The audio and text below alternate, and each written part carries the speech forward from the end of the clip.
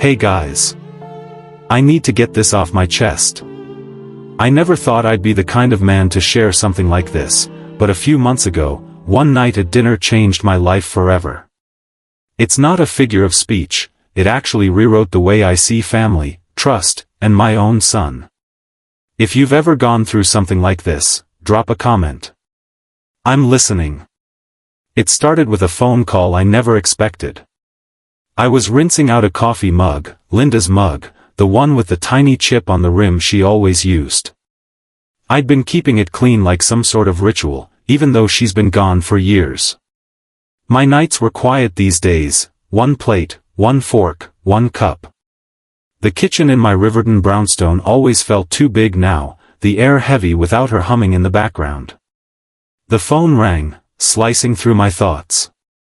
I dried my hands on a dish towel, heart skipping when I saw the caller ID. Evan. My son. We hadn't spoken in a year. Not since that argument, the one where he'd stormed out because I wouldn't give him a loan for some investment that sounded more like a gamble. I'd told myself I wouldn't be the first to reach out. Guess I hadn't counted on hearing his voice again so soon. Dad, it's me. His tone was careful, almost like a kid testing the water before jumping in. I leaned against the armchair Linda had picked out years ago, the leather worn smooth. I know it's been too long, he said. Sophie and I were talking, and we realized how much we miss having you around. We miss family. That word, family, sat between us like something fragile. I thought of the framed photo on my side table, Linda's smile, Evan in his tux at the wedding, Sophie's hand looped through his arm. Back when everything seemed possible. Then Evan surprised me again. Would you come for dinner tonight?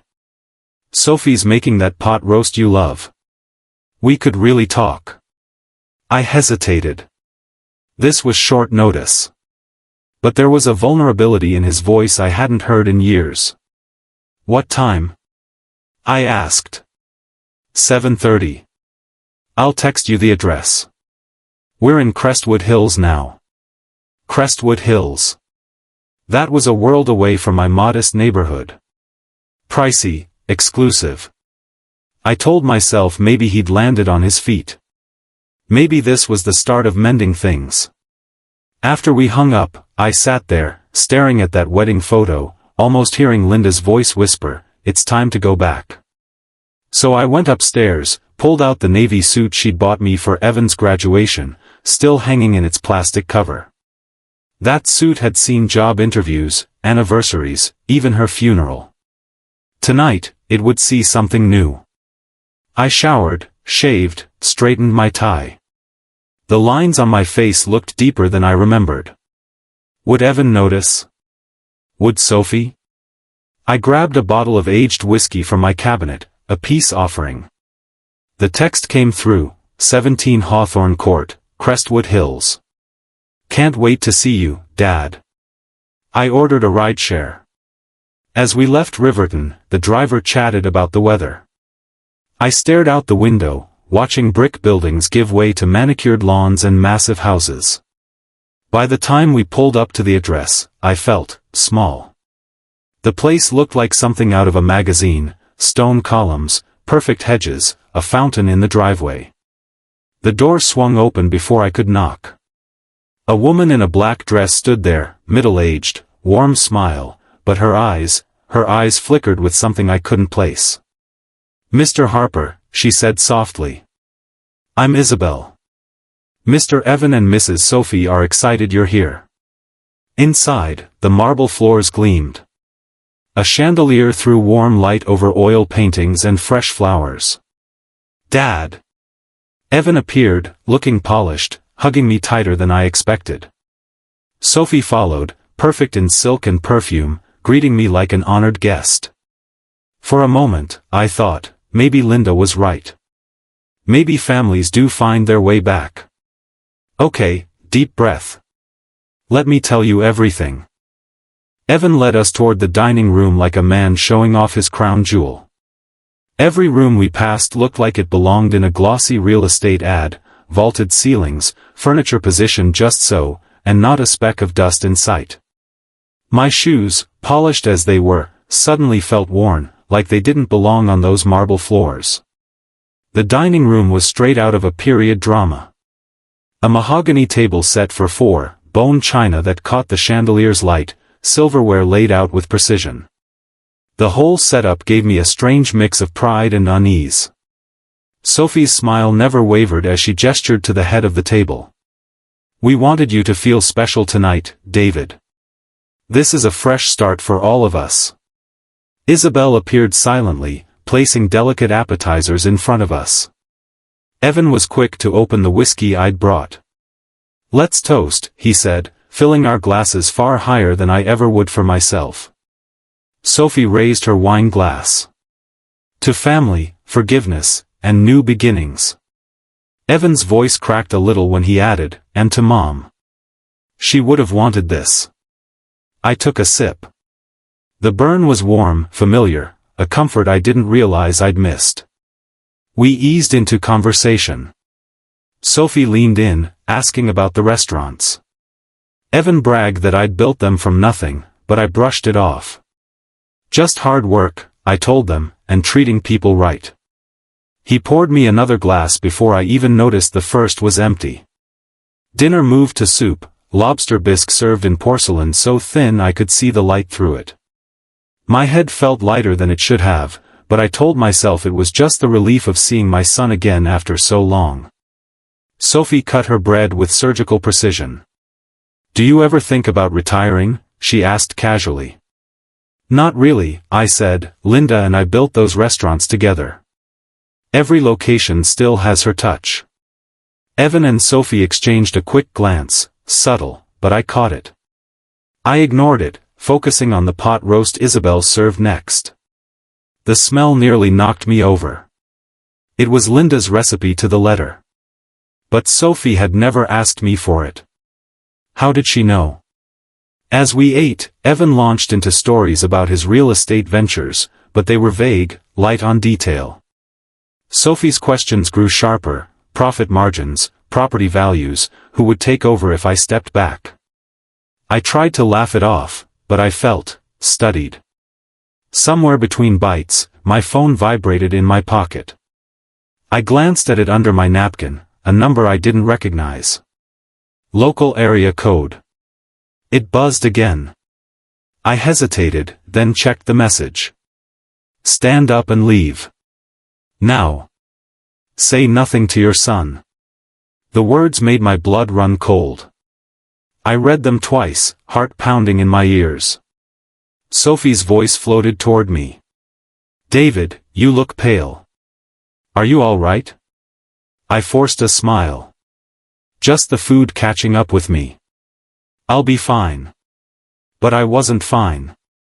My fingers gripped the phone like it was a lifeline. Someone had my number, knew exactly where I was, and felt strongly enough to warn me in all caps. Evan leaned forward. "You sure?" You went white for a second. "Bathroom," I muttered. He pointed down the hall.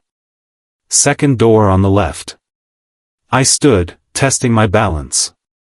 The room swayed. 2 glasses of whiskey shouldn't have hit me this hard. Not with a meal this big. I started toward the bathroom, and kept going, straight toward the kitchen. Isabel was there, washing crystal glasses. She didn't look up, but her shoulders tensed as I passed. The back door was just beyond her. I stepped out into the cool night air, crossing a manicured lawn toward a small gate at the back fence. My phone felt like it weighed 100 pounds. 5 minutes until the rideshare arrived. 5 minutes to decide if I was running from nothing, or from something that could ruin me. The car's headlights cut through the darkness as it pulled up at the curb. I slid into the back seat, glancing over my shoulder to make sure no one had followed me out. My driver, a quiet man with kind eyes, asked for my destination. I gave my Riverton address, but my mind was already spinning. Before the car even moved, I called the number that had sent the text. It rang twice before a voice answered, calm, deliberate, and impossible to place. "I hoped you would call," they said. Who is this? My voice was sharper than I intended. Why did you tell me to leave? You were in immediate danger tonight, Mr. Harper. Your son owes $2.3 million to very dangerous people. The kind who don't mind breaking bones when payments are late. I froze.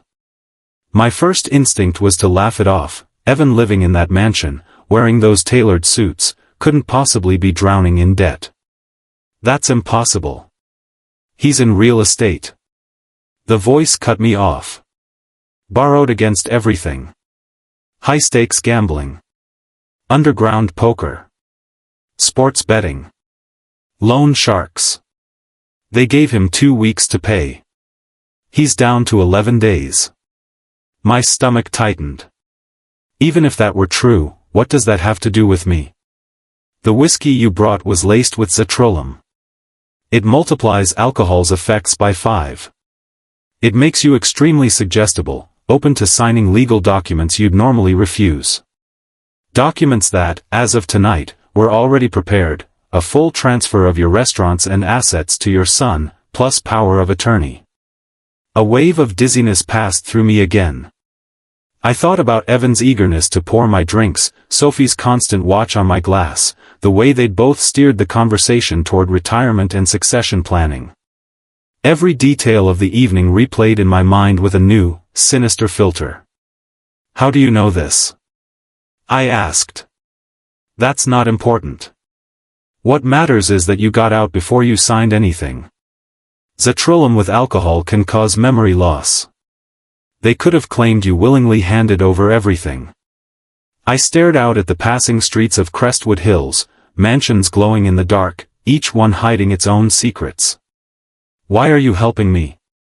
Because what they're doing is wrong. You deserve to know who you can trust. It hit me then, sudden and sharp, the voice wasn't a stranger at all. The quiet efficiency at dinner. The subtle, almost imperceptible looks. Isabel. She'd been there the whole time, hiding in plain sight. You were there, I said softly. You saw everything. I can't confirm that, the voice replied, but there was a pause that told me I was right. You need to protect yourself. Change your locks. Call your lawyer. Move your assets somewhere they can't touch. Your son knows every detail of your business. The rideshare driver glanced at me in the mirror. Everything okay back there? No. Nothing was okay. My phone buzzed with 3 missed calls from Evan's number. He must have noticed by now that I hadn't returned from the bathroom. Will you testify if this goes to court? I asked. I can't. But the truth will surface if you dig deep enough. Just, be careful. Desperate people do desperate things. The call ended. I sat there, phone in hand, realizing that in the span of an hour, I'd both regained and lost my son. Another buzz, a text from Evan, Dad, where are you? We're worried sick. I deleted it without answering. My eyes drifted to the skyline ahead. Riverton meant safety. But safety suddenly felt like cowardice. Linda wouldn't have run. She would have faced them head-on. I looked at the driver in the mirror. We're changing destinations. Take me back to Crestwood Hills, I told the driver, my voice steady even though my hands were trembling in my lap. He glanced at me in the mirror. You sure about that? You looked like you were heading for safety. This isn't about safety anymore, I said. It's about doing what's right. I pulled Linda's wedding photo from my wallet, edges soft from years of handling. Her smile stared back at me, the same one she wore the day we promised to build something meaningful together. She would have marched back without hesitation. I had to do the same. Before we hit the freeway, I dialed 911. The dispatcher's tone was brisk. What's your emergency? My family is attempting to poison me for money. I have evidence, and they're still at the location with prepared legal documents. She asked for the address. 17 Hawthorne Court, Crestwood Hills. Are you in immediate danger? Not right now. I'm returning to gather evidence. Please send officers. Her warning was clear, do not go back, but my mind was already set. If I stayed away, Evan and Sophie would have time to hide everything. And then they'd try again, maybe with someone else. The ride back felt different. The first trip had been full of cautious optimism. Now every passing streetlight seemed to sharpen my resolve. As we approached Hawthorne Court, I spotted unmarked police cars heading in the opposite direction, lights off but unmistakable. My pulse quickened. This was going to happen. Wait around the corner, I told the driver when we arrived. This could take a while. Walking up the curved driveway, the mansion's beauty seemed grotesque. The same fountain and manicured hedges now felt like stage props in a production about greed and betrayal. I pressed the doorbell, the chime echoing inside. Footsteps approached too quickly. The door flew open. Evan's face was a mixture of relief and suspicion. Dad! Where have you been? We were worried sick. I forced an apologetic smile. Just needed some fresh air. That meal was rich. His eyes narrowed. You were gone almost half an hour. Sophie appeared behind him, her dress slightly wrinkled, the perfect hostess mask cracking for a moment. David, you scared us. Her hand clamped around my arm, a little too tightly. I'm fine, I said evenly. Actually, I'd like to sit down again, if that's all right. In the dining room, the scene had been tidied up in my absence. Any papers that had been on the table were gone. Isabel moved between the kitchen and dining room, her movements sharper now. I took my seat at the head of the table, Evan and Sophie flanking me just like before. Sophie's smile stretched thin. We cleaned up a bit. Didn't want to leave Isabel too much work. I sipped water, watching Evan drum his fingers, a nervous habit from when he was a boy. Then, too quickly, he stood and went to the liquor cabinet. Let's have one more toast before the night's over. He poured whiskey into 2 tumblers. I noticed his hands tremble. My glass was fuller than his, the amber liquid catching the light, faint particles swirling inside. You know, I said, stalling, I want to tell you about the day you were born. Evan's shoulders tensed. Sophie stepped behind me, her hands pressing on my shoulders, voice honeyed but urgent. Maybe you can tell the story after the toast? I kept going, swirling the glass, watching the sediment spin. Margaret always said patience made everything taste better. I wasn't going to take a single sip. Before I could speak again, there was a pounding at the door. Police! Open up! Evan's glass slipped from his hand, shattering on the marble. The sound of the glass breaking was still ringing in my ears when 2 uniformed officers stepped into the dining room. The taller one's voice was calm but carried the weight of finality. Evan Harper, you're under arrest for attempted poisoning, conspiracy to commit fraud, and elder abuse. Evan's skin drained of color. This is insane. Dad, tell them. It's a mistake. I stood slowly, holding my untouched tumbler. The faint swirl of particles in the whiskey looked like the physical form of betrayal. There's no mistake, I said quietly. This glass contains Zatrilum. My son added it so I'd sign over everything I've built. The junior officer took the glass with latex gloves, holding it up to the light. The evidence was clear as day. Evan's voice cracked.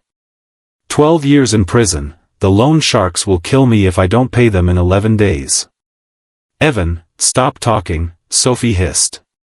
But he was past listening. Dad, you don't understand. I understand perfectly, I cut in. You chose gambling over family. Crime over honesty. And now you're choosing to blame me instead of yourself. The officer turned to Sophie. Mrs. Harper, you're also under arrest as a co-conspirator. Her composure crumbled. No. I didn't want any of this, Evan forced me. The officer's face didn't change. "Ma'am, we have evidence you researched your father-in-law's preferences and participated in the drugging plan." They were both led away, their voices echoing down the marble hall. Evan tried one last time. Mom would be heartbroken. I met his gaze. Your mother valued truth over comfort. She wouldn't forgive this. As the front door closed behind them, Isabel stepped in from the kitchen, her professional mask slipping just enough for me to see the mix of sadness and quiet satisfaction in her eyes. The rest of the night passed in a blur, my formal statement at the Crestwood Hills station, sitting across from Detective Rowan as he confirmed the charges. Attempted poisoning alone could carry 8 to 12 years, with the other charges, Evan could be looking at 20. Sophie might get less if she cooperated, but she was still facing serious time. Neither of them showed an ounce of genuine remorse. Both leaned on excuses, fear, and self-pity.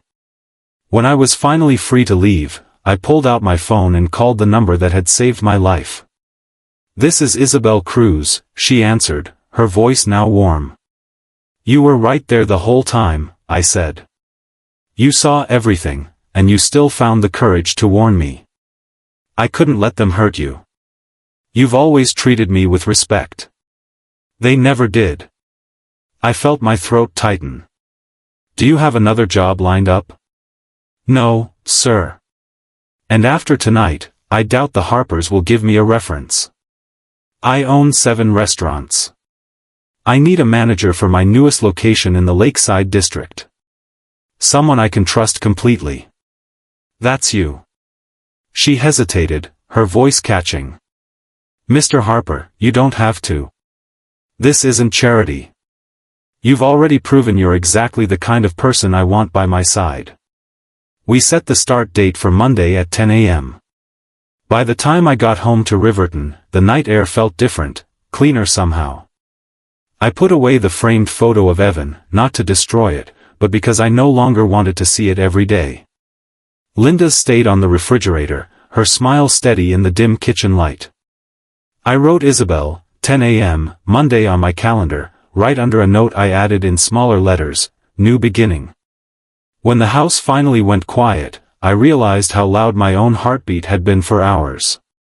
Back in Riverton, I stood in my kitchen with the window cracked just enough to hear the late buses and the hum of a city that never once asked me to be anything other than decent. I laid Linda's mug on the counter and let my hands rest around it, feeling the familiar chip, the small imperfection that somehow made it mine. I kept thinking about choices, the small ones that drift past unnoticed, and the big ones that split a life in two. Tonight, I chose truth over comfort. Maybe I chose loss, too. I keep replaying Evan's face, the panic, the pleading, the little boy I knew flashing through the man who stood there with poison in a glass. I don't know if there's a version of this where he and I find our way back. I only know that love without boundaries isn't love, it's an invitation to be broken. I wish I had understood that sooner. I wish he had, too. But there were other faces, Isabel's steady courage, the kind that doesn't announce itself, it just shows up when it matters. Linda used to say that character is what you do when no one's watching. I saw character tonight, and it reminded me that goodness still exists in the quiet corners. Offering Isabel that job wasn't generosity, it was alignment. It was recognizing the kind of person I want standing next to me when the world tilts. I'm tired, but lighter. I don't know what the courts will decide, or how holidays will look from now on. Grief and relief can live in the same room, they did tonight. Tomorrow I'll unlock a restaurant door and start training someone who chose the hard right over the easy wrong. And maybe, in that small beginning, I'll find a way to forgive what can be forgiven, and release what can't. End of script. Thank you for listening.